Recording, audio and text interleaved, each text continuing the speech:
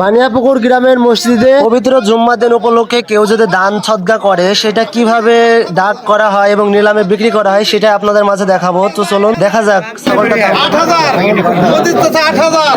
আমি নিজেই 8,500 8,500 আমি নিজেই 8,500 আমি নিজেই বিশ্বাস করে আবার এগিয়ে আছে আমার কাছে 8,500 আমি নিজেই 9,090 ভাই 9,090 ভাই মন্ডল করাই আগে চলতে পারে এবার মন্ডল করাই 9,090 ভাই 9,100 আমি নিজেই আবার আগে আনিছি টাকা তো পুরি 9,100 বিশ্বাস করা আরে ভাই মাছ বড় দুলাল আহমেদ দুলাল আহমেদ আরে ভাই 9,600 আমি 9,600 আমি